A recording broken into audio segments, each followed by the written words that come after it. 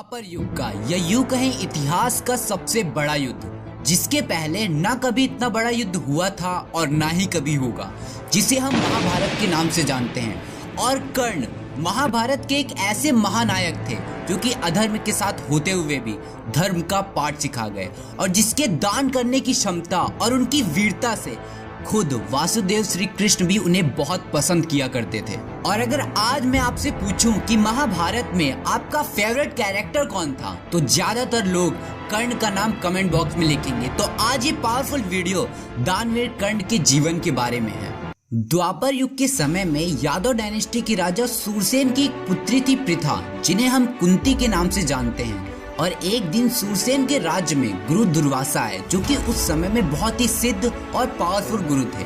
तो कुंती के पिता सूरसेन ने अपनी पुत्री से कहा कि आपको गुरु दुर्वासा का बहुत ही अच्छी तरह से ध्यान रखना है और कोई भी परेशानी उन्हें नहीं होनी चाहिए, क्योंकि गुरु दुर्वासा वैसे तो बहुत ही सिद्ध पुरुष थे, लेकिन उनका क्रोध बहुत ही भारी था और उन्हें प्रसन्न करना बहुत ही कठिन था। तो कुंती देवी ने गुरु दुर्वासा की खूब सेवा की और उन्हें कोई भी कष्ट नहीं होने दिया। इस चीज से गुरु दुर्वासा उनसे बहुत प्रसन्न हुए और एक मंत्र वरदान में दे दिया, जिसके उच्चारण से वो जिस देवता के अंश का पुत्र चाहें उसे प्राप्त कर सकती थी। तो एक दिन माता कुंती ने अपने वरदान का प्रयोग ये सोचकर किया कि ये काम करेगा भी या नहीं, और फिर उन्होंने उस मंत्र का उच्चारण सूर्य देव का नाम लेकर किया। तो सूर्य देव उनके सामने आ गए और अपने अंश से उत्पन्न एक अनोखा पुत्र, जिसने सूर्य कवच और कुंडल के साथ जन्म लिया था, उसे माता कुंती को सौंप दिया। लेकिन माता कुंती का विवाह न होने के कारण समाज में बदनामी के डर से उन्होंने अपने कलेजे पे पत्थर रख के उसे खुद से अलग कर दिया और उस छोटे से बच्चे को एक फूल भरी टोकरी के साथ अश्व नदी में छोड़ दिया। और यहीं से कर्ण की स्ट्रगल भरी जिंदगी की शुरुआत हुई। और वो टोकरी यमुना और गंगा नदी को क्रॉस करते हुए अंग किंगडम, जो कि आज का एशियन बंगाल है, वहां पर सूतों के परिवार आदिरथ नंदन और राधे को ये टोकरी मिली और उन्होंने कर्ण को अडॉप्ट कर लिया और राधा ने उनका पालन पोषण करके उन्हें बड़ा किया, जिसके कारण उनका नाम कुंती पुत्र ना होकर राधे पड़ा। और आज भी हम उन्हें राधे पुत्र के नाम से ही जानते हैं। और स्वयं सूर्य देवता का अंश होने के बावजूद भी उनका पालन पोषण किसी राजा के यहाँ नहीं, बल्कि एक शूद्र परिवार में हुआ था। इसलिए हम कर्ण को सबसे अनलकी वॉरियर भी मानते हैं। लेकिन राधा ने भी कर्ण को कभी भी कोई कमी महसूस नहीं होने दी और उन्हें बहुत प्यार से बड़ा किया। लेकिन कर्ण थे तो क्षत्रिय और वो बचपन से ही धनुष के बड़े प्रेमी थे। उनकी किस्मत में वॉरियर बनना ही लिखा था।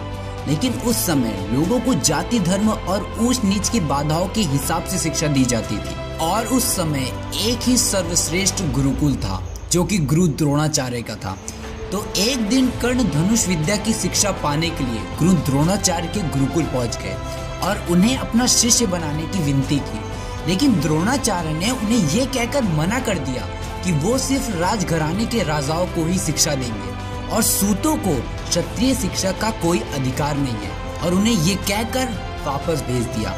उसके बाद कर्ण बहुत ही दुखी और परेशान हो गए और सर्वश्रेष्ठ धनुर्धारी बनने की तीव्र इच्छा लिए वो हर गुरु हर ब्राह्मण के पास पहुंचे।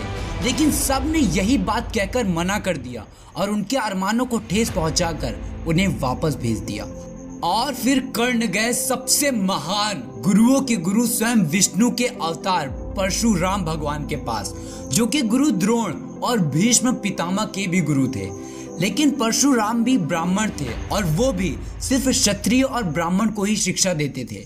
और कर्ण के मन में ये डाउट था कि अगर इन्हें भी ये पता चल गया कि वो शूद्र हैं, तो वो भी शिक्षा देने के लिए मना कर देंगे।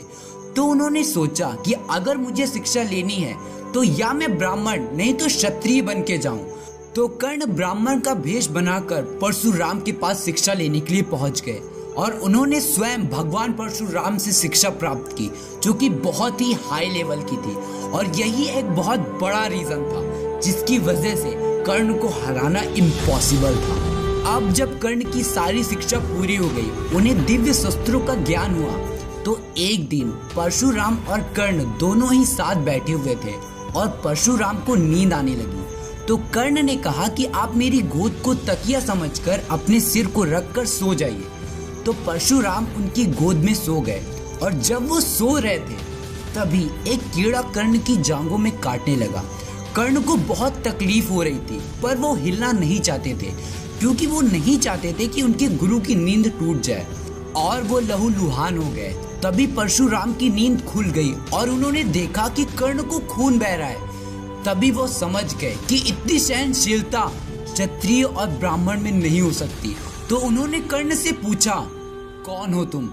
कर्ण ने कहा, मैं शूद्र हूँ।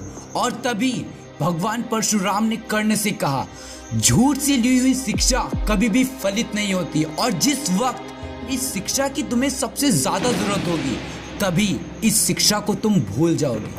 परशुराम के द्वारा दिया हुआ ये कोई श्राप तो नहीं था, बल्कि एक सिद्धांत था जो कि कुरुक्षेत्र की युद्ध भूमि में कर्ण के हार की सबसे बड़ी वजह बनी। और कर्ण परशुराम से क्षमा मांग के वहां से चले गए। और दूसरी तरफ पांडवों की भी शिक्षा पूरी हो गई थी और गुरु द्रोणाचार्य ने हस्तिनापुर में एक बहुत बड़े टूर्नामेंट का आयोजन किया, ये देखने के लिए कि गुरु द्रोण के शिष्यों में कितनी काबिलियत है। सबसे पहले दुर्योधन, फिर नकुल, सहदेव, भीम, युधिष्ठिर आए और लास्ट में जब अर्जुन मैदान में आए तो उनके धनुष विद्या को देखकर सब चकित रह गए। उनकी विद्या को देखकर लग रहा था कि गुरु द्रोणाचार्य ने अर्जुन से जो वादा किया था कि वो अर्जुन को दुनिया का सबसे सर्वश्रेष्ठ धनुर्धारी बनाएंगे, वो पूरा हो गया। और गुरु द्रोणाचार्य ने ये आह्वान कर दिया कि पूरे विश्व में अर्जुन से श्रेष्ठ धनुर्धारी और कोई नहीं। अब बात विश्व की आ गई। तभी कर्ण को मौका मिल गया उस टूर्नामेंट में उतरने का, क्योंकि जब तक बात कौरवों और पांडवों की थी तब तक तो ठीक था, लेकिन विश्व को चुनौती देने वाले अर्जुन के सामने परशुराम शिष्य कर्ण खड़े हो गए थे। लेकिन तभी कृपाचार्य उठ खड़े हुए और बोले कि तुम इस सभा का हिस्सा नहीं बन सकते क्योंकि तुम शूद्र हो। अब कर्ण परेशानी में पड़ गए। उनके पास कोई रास्ता नहीं था। अगर उनके पास खुद का कोई राज्य भी होता तो भी वो इस प्रतिस्पर्धा का भाग बन सकते थे। और तभी दुर्योधन ने कर्ण की तरफ दोस्ती का हाथ बढ़ा दिया और उसी समय कर्ण को अंग प्रदेश का राजा घोषित कर दिया, जिससे कर्ण का नाम अंगराज कर्ण पड़ा। इसके बाद अर्जुन और कर्ण के बीच भयंकर कंपटीशन हुआ। कर्ण ने अर्जुन को करारी टक्कर दी और अर्जुन की हालत खराब होने लगी थी। अर्जुन को समझ में नहीं आ रहा था कि कर्ण को कैसे हराए। बहुत तगड़ा कंपटीशन चल रहा था। तभी सूरज डूबने का समय हो गया और कंपटीशन को वहीं रोक दिया गया। इस दिन के बाद कर्ण और अर्जुन एक दूसरे से बहुत जलने लगे और ये कंपटीशन रियल लाइफ में लागू हो गया। उस दिन कर्ण ने दुर्योधन का पूरे दिल से आभार प्रकट किया और दुर्योधन को उसी समय वचन दे दिया कि मैं हमेशा तुम्हारे साथ लॉयल रहूंगा और हमेशा तुम्हारे साथ खड़ा रहूंगा, कभी भी तुम्हें धोखा नहीं दूंगा। और कर्ण और दुर्योधन के बीच घनिष्ठ और सच्ची मित्रता हो गई। फिर कुछ दिनों बाद द्रौपदी के स्वयंवर में कर्ण और अर्जुन दोनों ही शामिल थे, लेकिन प्रथम विजेता कर्ण थे। लेकिन द्रौपदी मन ही मन अर्जुन को पसंद करती थी और जब उनको पता चला कि कर्ण एक सूत पुत्र हैं तो उन्होंने उनसे विवाह करने से मना कर दिया और कर्ण की बहुत बेइज्जती की और फिर कर्ण वहां से चले गए। उसके बाद अर्जुन ने उस स्वयंवर को जीत लिया और यहाँ एक और बड़ी वजह मिल गई जिससे कर्ण द्रौपदी और अर्जुन दोनों से ही नफरत करने लगे। कर्ण की जिंदगी श्रापों से भरी हुई थी। एक बार जब वो जंगल में शिकार के लिए निकले थे तो उनसे एक गाय की हत्या हो गई जो कि एक ब्राह्मण की थी और गौ हत्या देखकर उन्होंने कर्ण को श्राप दे दिया कि जिस तरह तुमने इस असहाय जानवर की मृत्यु की है वैसे ही तुम्हारी भी मृत्यु हो गई।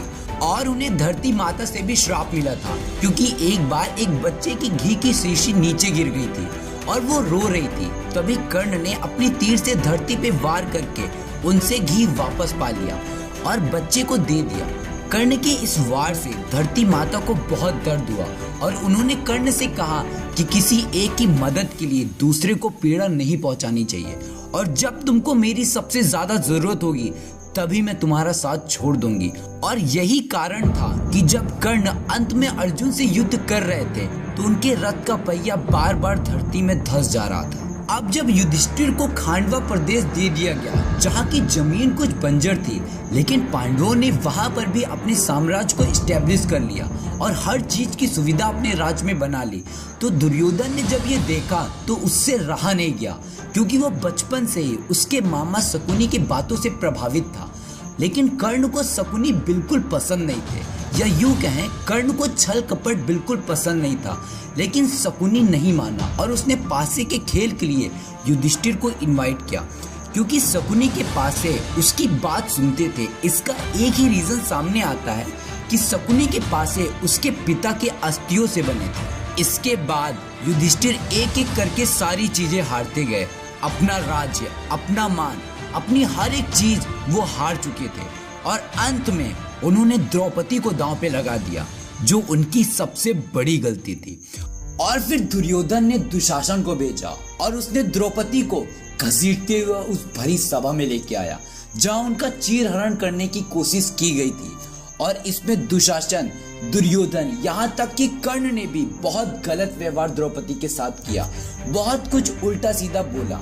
कर्ण ने अपने अपमान के बदले में इतना भला बुरा बोल दिया, जो कि बिल्कुल भी ठीक नहीं था, और ये एक बड़ी वजह बन जाती है जिससे कर्ण गलत साबित होते हैं। उसके बाद पांडवों का 13 साल का वनवास और 1 साल का अज्ञातवास पूरा हो जाता है, और अब पांडवों और कौरवों दोनों तरफ से ये निश्चय हो गया था कि युद्ध तो होना ही है। और इस समय में कर्ण दुर्योधन को दुनिया का राजा बनाने के टास्क में लगा हुआ था। उसने सारे राज्य को जीत लिया था और बहुत पावरफुल बन गया था। उनकी आर्मी बहुत बड़ी हो गई थी। इतनी बड़ी जीत का सिर्फ एक ही कारण था, वो थे कर्ण। अब महाभारत शुरू होने वाली थी और कर्ण के शौर्य को देख के इंद्र भगवान डर गए थे, क्योंकि अर्जुन उनके वंश थे और उन्हें पता था कि कर्ण को इस कवच और कुंडल के साथ मारना असंभव है। तो इंद्र देव ने छल कर रास्ता अपनाया, और उन्हें पता था कि जब कर्ण सुबह सूरज को जल चढ़ाते हैं तो उसके बाद उनसे कोई भी कुछ भी मांगे तो वो मना नहीं करते। और इधर कर्ण को सूर्य देव ने पहले ही बता दिया था कि कल तुम्हारे साथ ऐसा होने वाला है। कर्ण ने कहा, भगवान मैं तो वही करूंगा जो मुझे करना है।